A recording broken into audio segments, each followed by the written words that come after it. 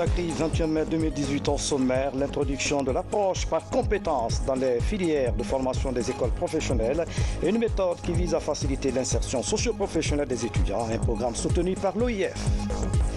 L'initiative présidentielle fait du chemin dans la région forestière. 10 000 hectares de pépinières de cacao Mercedes seront réalisés. Les producteurs expriment leur satisfaction. Au sommaire encore, le consul honoraire de l'Autriche séduit par la créativité des artisans guinéens et promet d'accompagner la Fédération régionale des artisans à travers une formation en Autriche.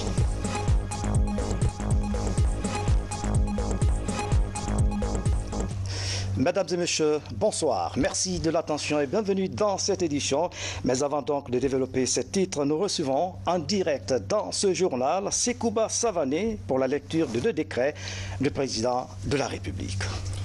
Décret numéro D/2018/057/PRG/SGG portant nomination du Premier ministre, chef du gouvernement. Le président de la République, vu la Constitution en son article 52, décrète. Article 1er. Monsieur Ibrahima Kassori Fofana est nommé Premier ministre, chef du gouvernement. Article 2. Le présent décret qui prend effet à compter de sa date de signature sera enregistré et publié au journal officiel de la République. Conakry, le 21 mai 2018, professeur Alpha Condé. Décret numéro D/2018/058/PRG/SGG. Le président de la République, vu la Constitution, vu la loi L/2001/029/AN du 31 décembre 2001 portant principes fondamentaux de création, d'organisation et de contrôle des structures des services publics, décrète. Article 1er. En attendant l'entrée en fonction des ministres du prochain gouvernement, les secrétaires généraux assument la gestion des affaires courantes. Article 2. Le Premier ministre, chef du gouvernement, le ministre d'État, secrétaire général de la présidence, sont chargés, chacun en ce qui le concerne, de l'application de la présente décision. Article 3. Le présent décret qui prend effet à compter de sa date de signature sera enregistré et publié au journal officiel de la République. Conakry, le 21 mai 2018, professeur Alpha Condé. Merci, monsieur le directeur général. L'autre temps fort de cette édition, audience au palais Sékou-Touré. Le chef de l'État, professeur Alpha Condé, a reçu ce lundi l'international franco-malien Mamadou Sakho à la tête d'une fondation qui porte son nom. Mamadou Sakho a échangé avec le président de la République sur sa vision de jeune Africain. Le résumé de cette audience avec Ibrahima Keïta. L'international franco-malien Mamadou Sakho était venu faire le compte-rendu de son séjour de travail à Conakry au chef de l'État. À la tête d'une fondation pour l'humanitaire qui porte son nom, Mamadou Sakho est à Conakry dans le cadre d'une œuvre humanitaire qu'il entend développer en Afrique. Reçu ce lundi en audience par le président de la République, le professeur Alpha Condé, les entretiens ont porté sur le renforcement des capacités des jeunes Africains à croire en leur force dans le cadre de leur participation au développement de leur pays. Le chef de l'État, le professeur Alpha Condé, a d'abord encouragé Mamadou Sakho pour cette initiative avant de lui magnifier son soutien. Mamadou Sakho entend mettre son séjour à profit pour faire des visites de terrain. Moi je suis ici pour justement essayer de poser des actes, essayer de visiter quelques orphelinats, faire passer des messages aux jeunes en leur disant que beaucoup pensent qu'aller à l'étranger c'est facile, la vie à l'étranger est simple, mais pas du tout. Quand moi j'étais petit, comme je leur dis souvent, j'ai eu des moments très durs en France, j'ai dormi dans la rue, j'ai fait la Manche, j'ai connu ce que c'était que les restos du cœur, donc voilà, donc j'ai vraiment connu un passage message très dur quand j'étais jeune, donc, mais je me suis battu pour pouvoir arriver à mon objectif. Donc le message que je passe aux jeunes, c'est ça, c'est de se dire que rien n'est impossible, qu'il faut croire en ses rêves, il faut travailler dur, et c'est pour ça que je fais une tournée africaine, pour faire passer un message d'encouragement à tous mes frères et sœurs africains, à tous mes petits frères, et de leur dire qu'il faut toujours croire en soi, et si on veut quelque chose dans la vie, il faut aller le chercher, que ce soit dans le sport, dans la musique, dans la politique, dans les études, quoi que ce soit dans la vie. Personne ne nous donne quoi que ce soit. Il faut aller chercher et partager cette vision concernant la jeunesse guinéenne, concernant la jeunesse de l'Afrique. Donc c'est une vision qu'il défend, je pense, tous les jours. Il se bat pour justement essayer de réformer des lois pour la jeunesse, pour que la jeunesse ait plus d'accès à diverses choses. A précisé que l'international franco-malien est en tournée en Afrique pour toucher des milliers de jeunes du continent à entreprendre des activités dans leur propre pays. Introduction des langues nationales dans l'enseignement pré-universitaire. La question est au centre des discussions à Conakry. La rencontre mobilise les délégués venus des pays francophones d'Afrique. La démarche vise à harmoniser leur vision sur cette nouvelle approche pédagogique. Bernard Tanguino, ça à Maratono. L'instauration des langues locales dans l'enseignement des disciplines non linguistiques, une nouvelle vision du système éducatif.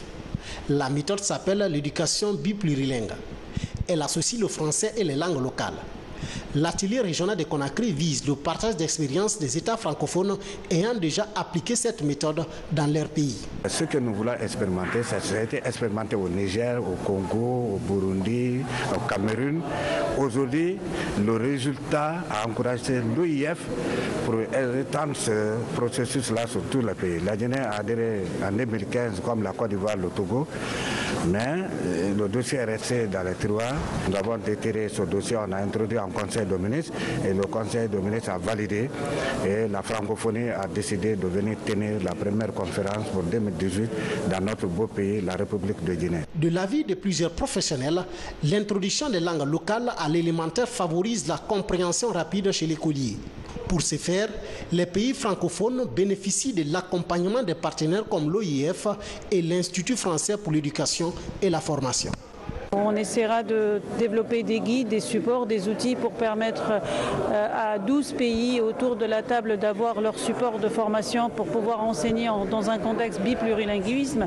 Et le deuxième objectif, c'est justement pour mettre à disposition de la Guinée une expertise francophone pour l'aider dans une éducation de qualité avec le français et les langues nationales. Pour le cas guinéen, l'introduction de la langue locale dans les matières non linguistiques sera expérimentée à l'ouverture prochaine des classes.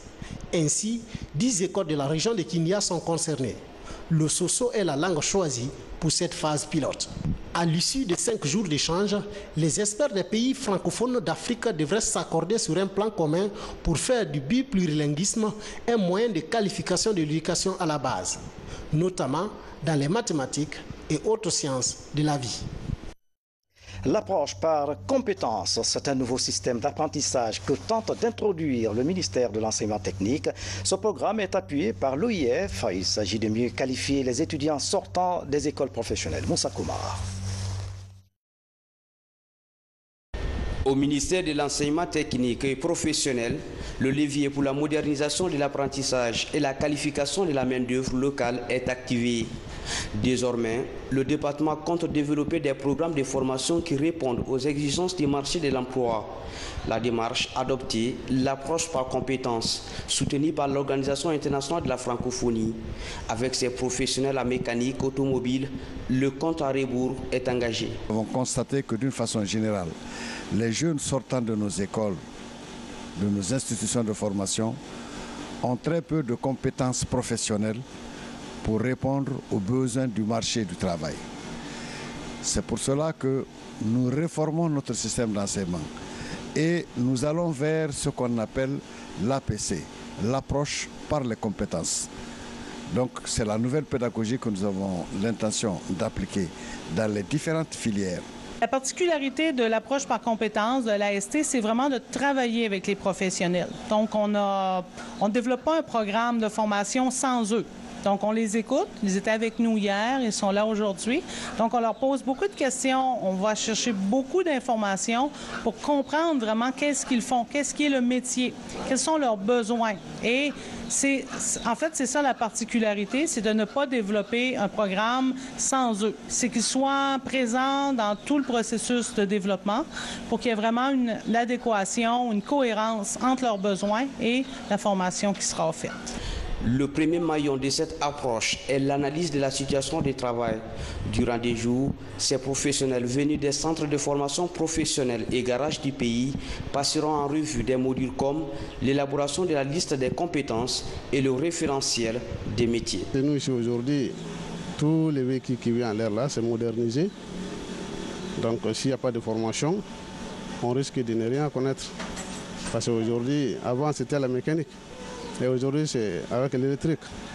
Donc, c'est lui qui n'a pas la maîtrise de l'électrique aujourd'hui. Il ne peut pas dépanner un véhicule. L'introduction de cette approche dans les filières de formation s'inscrit dans un vaste programme appelé pour le programme cadre pour l'offre de formation professionnelle par apprentissage dual dans le secteur de l'artisanat urbain et périurbain. Ce projet devrait déboucher sur la formation de 20 000 apprentis dans plusieurs corps de métier. Le consul honoraire d'Autriche en Guinée apprécie l'ingéniosité des artisans guinéens. C'est au cours de sa visite dans les locaux de la Fédération régionale des artisans. Il a exprimé tout son soutien à cette corporation. Le consul d'Autriche promet d'accorder la formation à plusieurs artisans guinéens en Autriche. Yamokaba précise dans ce reportage.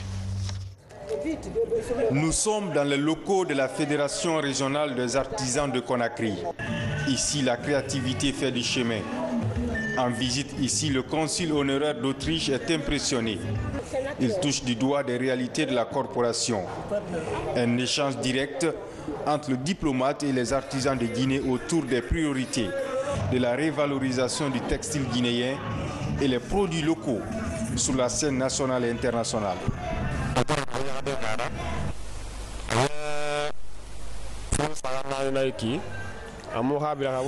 Nous sommes très contents de notre partenaire. Il y a 2 ans, il a envoyé quelques membres à l'extérieur pour se former. Après la formation, il nous a promis d'exporter les produits autrichiens dans notre pays afin d'éviter trop de déplacements.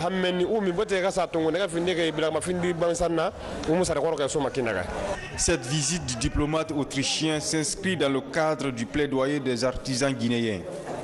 Principale préoccupation, la professionnalisation du métier et la promotion des produits made in Guinée à l'international. Au terme de la visite, il a réaffirmé l'engagement de son pays à soutenir cette corporation pour le développement du secteur, mais aussi créer un échange culturel entre la Guinée et l'Autriche.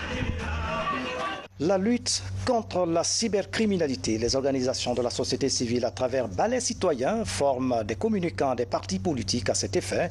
Plus de 50 cellules de communicants sont représentées à cet atelier de formation à Conakry. Makeme Dozo, reportage. En l'absence de chiffres officiels, on estime à 8 sur 10 le nombre de jeunes ayant un profil sur un site social.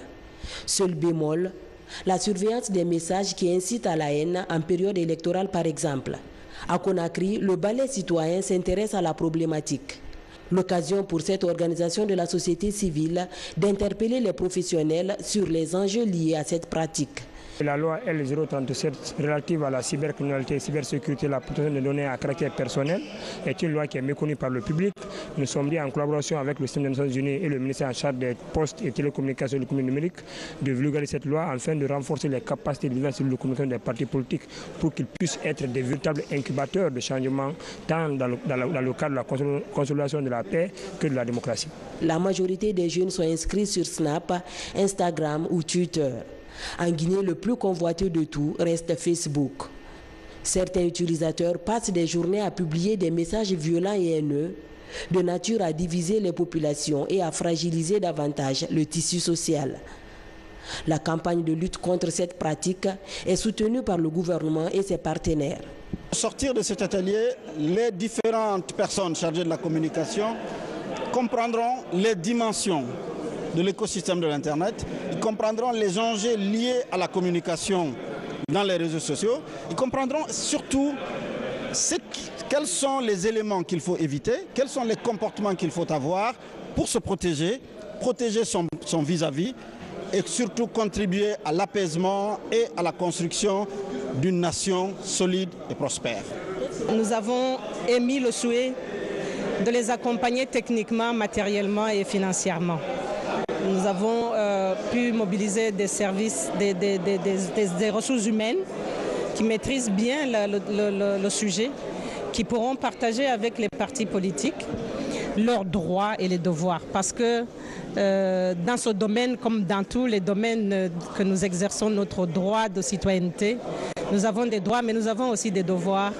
Et c'est sur ça que nous voudrions réellement que les partis politiques soient informés et qu'ils connaissent les limites jusqu'où ils peuvent aller. Depuis quelques années, les réseaux sociaux sont devenus un moyen puissant de communication des jeunes. En Guinée, l'attrait au phénomène s'intensifie.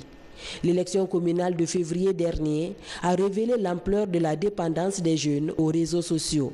Le défi pour les autorités reste de contrôler leurs messages. Depuis quelques mois, c'est le combat de la société civile. Dans l'actualité encore, couvrir toutes les localités du pays en son et en images de radiodiffusion télévision guinéenne. La question préoccupe le chef de l'État, professeur Alpha Condé. Les services techniques du ministère de la Communication sont interpellés sur ce sujet. Plusieurs actions sont en cours pour assurer la couverture du pays. Bernard Tonguinou.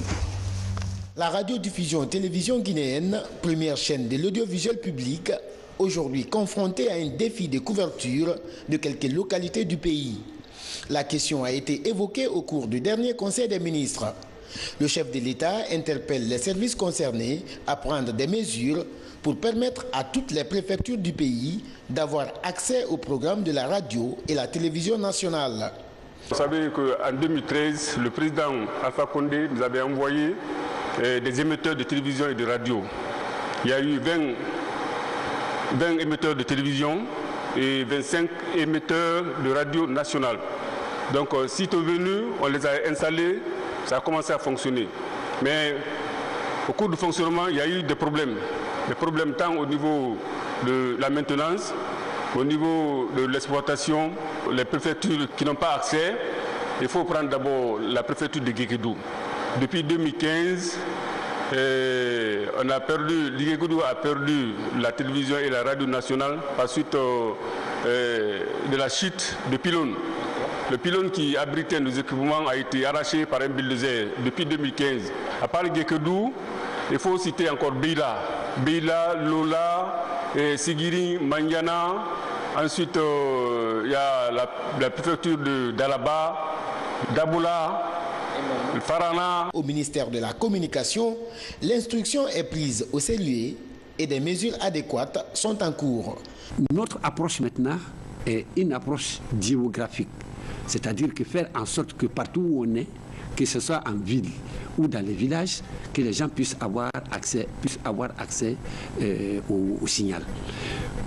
Bon, à cet effet, il y a eu deux options qui sont en cours.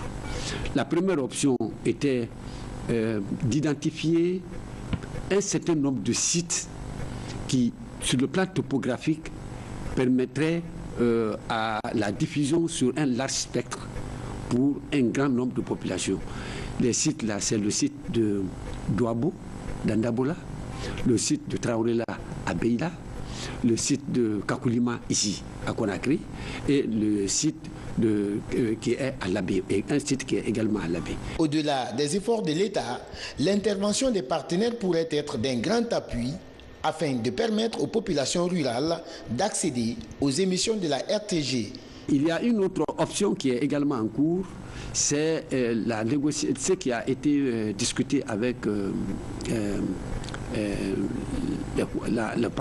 partenaires chinois en ce qui concerne la migration numérique. La migration permettra également de couvrir l'ensemble du territoire. Il y a aussi le projet de 10 000 villages chinois. C'est un projet qui est destiné à couvrir toutes les sous-préfectures. Et ça, c'est en cours. Je pense que d'ici la fin de ce mois, le projet sera fini. Toutes les sous-préfectures auront des équipements de réception satellitaire et qui leur permettront également de capter la RTG. Avec l'implication personnelle du chef de l'État, la radiodiffusion télévision guinéenne devrait pouvoir relever ces défis techniques avec succès. Développement agricole, bientôt 10 000 hectares de pépinières de cacao Mercedes seront réalisés en région forestière. C'est une initiative présidentielle d'appui au développement rural. L'objectif est d'accroître la productivité et encourager les cultures d'exportation. Fodi Camara signe ce reportage. À Bangueta, à la périphérie de Zérékoré et à Sérédou à Macenta, pour vulgariser la production du cacao Mercedes, les millions de plants des pépinières de l'initiative présidentielle d'appui au développement rural atteignent de jour en jour l'état végétatif nécessaire pour rejoindre le milieu paysan. On a commencé par le cacao, on a livré ça déjà l'année passée. On a commencé le nouveau cacao. Donc aujourd'hui nous sommes à 200 hectares de cacao, ce qui est là, à Sérédou. Aux ventes plus rémunératrices que la noix de cajou et productif dès le 18e mois, le cacao Mercedes est très prisé au niveau des membres de la Fédération des planteurs de café et de cacao. À l'image du Mohamed Bigné Fofana, un administrateur civil reconverti à la terre qui a déjà cultivé en 2 ans 30 hectares de cacao Mercedes avec un matériel végétal sélectionné à haut rendement. Vous avez vu ces plants-là, on vous dit 18 mois. Bien entretenu. 18 mois bien entretenu, 1 hectare va vous donner quelque chose. Et au jour d'aujourd'hui, le cacao est plus coûteux sur le marché mondial que n'importe quel autre produit. Vous imaginez que nous sommes à 3 000 $ la tonne sur le marché international et à 2 800 € la tonne. Pôle de promotion par excellence des cultures d'exportation, la région forestière va bientôt abriter le projet de développement du pôle G, couvrant les préfectures de Kissoudjougou, Guékédou et Macenta. Financé par le fonds d'Abu Dhabi à hauteur de 30 millions de $. Cet investissement va s'apaisantir sur la riziculture irriguée, le développement des filières palmiers à huile, EVA, café et cacao, sans oublier la structuration des filières et la réalisation des infrastructures, mais aussi et surtout la recherche-développement. Guinée Industrie en extension, les responsables de cette usine ont animé un point de presse pour faire état de la performance de leur société. GI Ciment va bientôt doubler sa capacité de production de 700 000 tonnes à 1 400 000 tonnes par an. Les travaux d'extension se poursuivent sur le site central de Kagbélé, Makeme Donzo. Signe ce public reportage. Guinée Industrie augmente sa capacité de production à travers l'extension de son unité industrielle. À partir de juillet 2018, la production annuelle de GI Ciment passera de 700 000 tonnes à 1 400 000 tonnes. Compte tenu du contexte économique actuel du pays, avec la multiplication des grands projets d'infrastructures dans le pays, il va sans dire que les besoins ont augmenté de façon exponentielle. Et nous avons, nous, à notre niveau, à Guinée Industrie Ciment, décidé depuis 6 mois de procéder à une extension et une augmentation de la capacité de production de l'usine.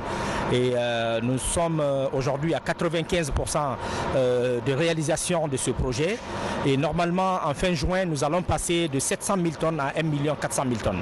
Donc aujourd'hui, avec ce que vous avez vu ici, ce doublement de la capacité de production, c'est comme si c'est une 5e usine que nous sommes en train d'installer aujourd'hui pour répondre aux besoins du marché local et aux besoins des grands projets d'infrastructures actuels et à venir d'ici 2019.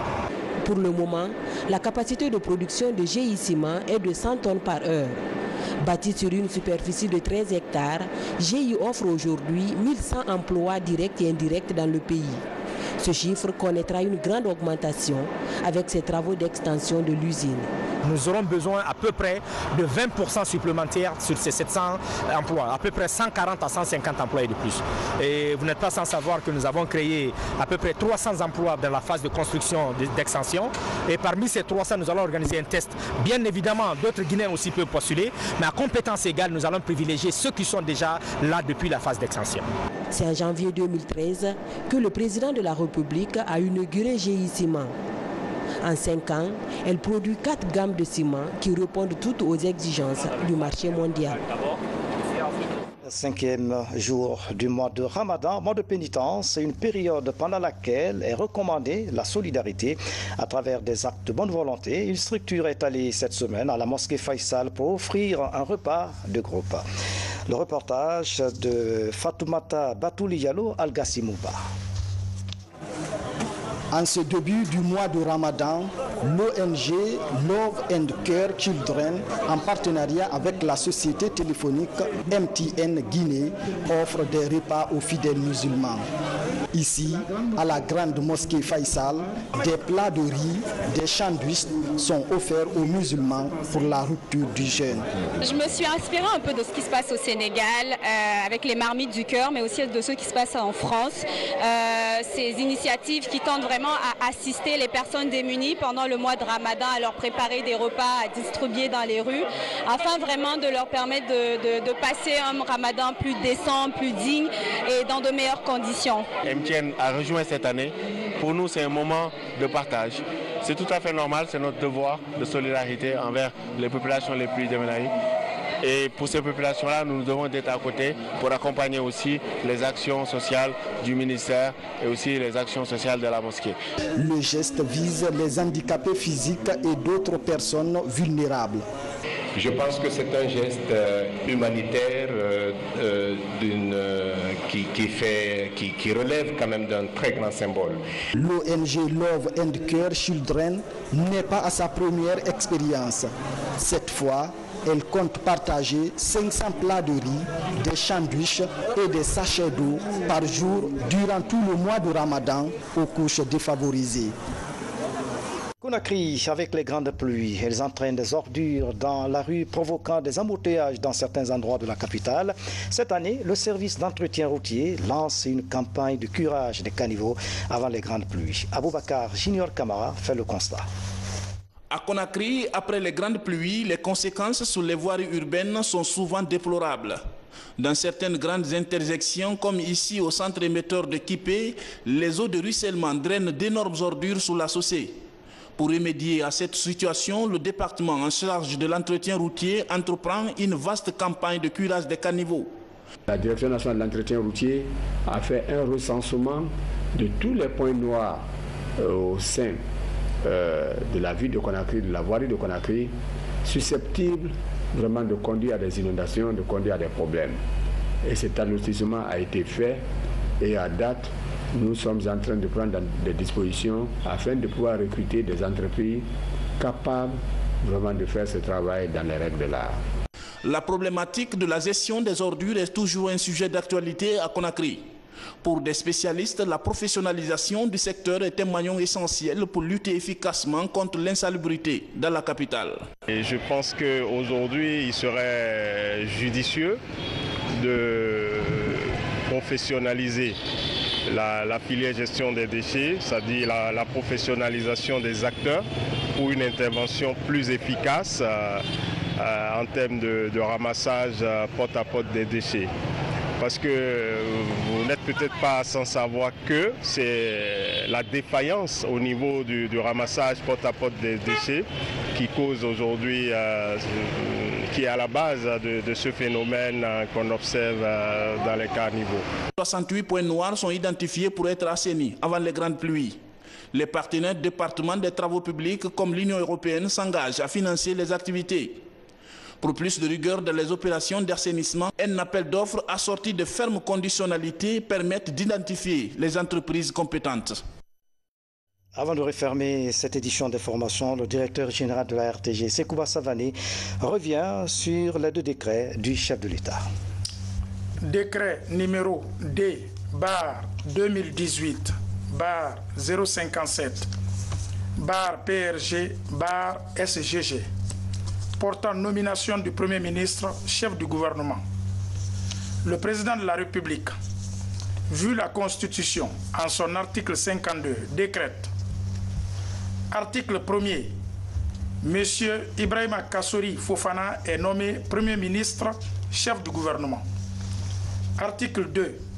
Le présent décret, qui prend effet à compter de sa date de signature, sera enregistré et publié au journal officiel de la République. Conakry, le 21 mai 2018, professeur Alpha Condé.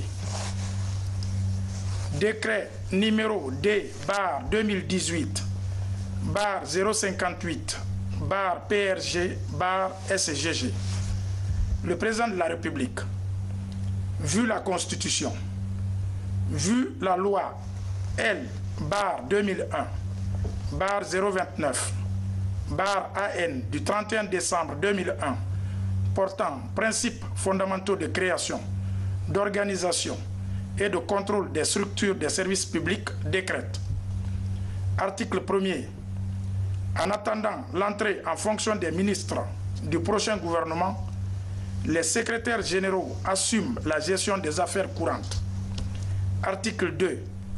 Le Premier ministre, chef du gouvernement, le ministre d'État, secrétaire général de la présidence sont chargés, chacun en ce qui le concerne, de l'application de la présente décision. Article 3. Le présent décret qui prend effet à compter de sa date de signature sera enregistré et publié au journal officiel de la République. Conakry, le 21 mai 2018, professeur Alpha Condé. Merci, monsieur le directeur. C'est la fin de cette édition à tous. Merci de nous avoir suivis. Excellente soirée. Où que vous soyez dans le monde. À demain.